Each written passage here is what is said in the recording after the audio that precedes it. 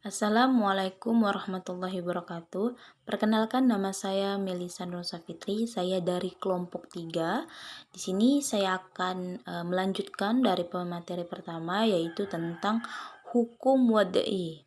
Yang dimana hukum wad'i ini adalah ketentuan syariat dalam bentuk menetapkan suatu sebagai sebab, sebagai syarat, atau sebagai man'ai. Hukum wada' ini terbagi menjadi 3 macam sebagai berikut. Yang pertama itu sebab, terus syarat, dan man'ai. Yang pertama itu sebab. Sebab ini menurut bahasa sesuatu yang bisa menyampaikan seseorang kepada sesuatu yang lain. Menurut istilah usul fikih ini dikemukakan Abdul Karim Zaidan, sesuatu yang dijadikan oleh syariat sebagai tanda bagi adanya hukum dan tidak adanya sebab sebagai tanda baginya tidak adanya hukum. Maksudnya di sini apa? Tindakan perzinahan menjadi sebab alasan bagi wajibnya dilaksanakan hukum atas pelakunya, gitu.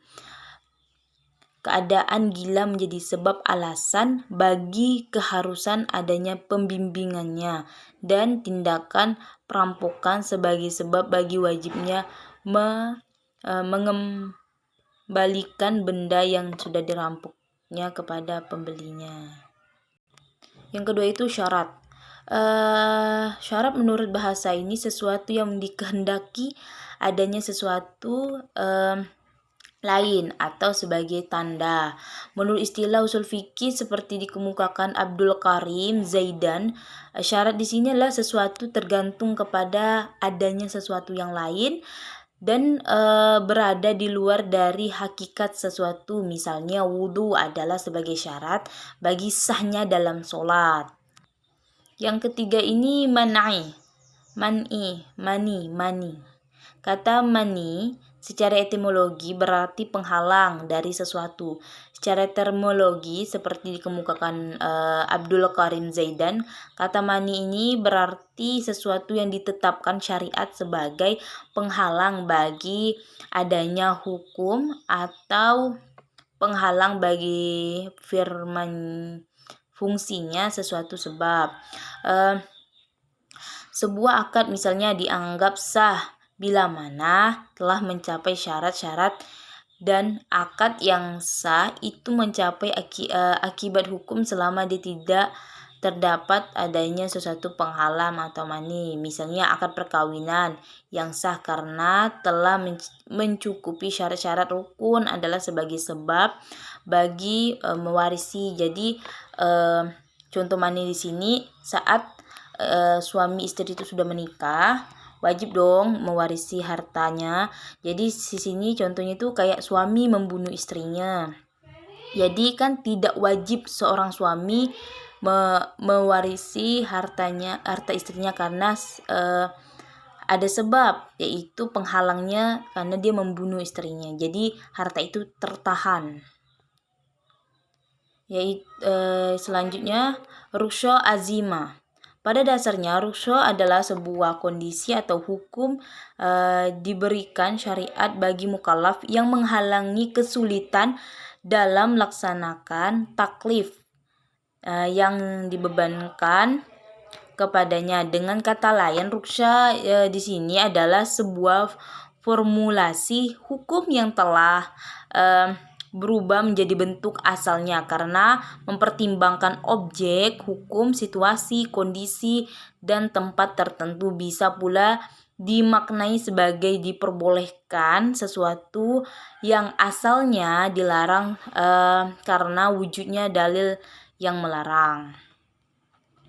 Di sini hukum-hukum ruksha dari sisi hukum ruksha terbagi menjadi 5. Yang pertama itu wajib, terus sunnah, mubah, terus ruksha khilaf al-awalah, ruksha makruh.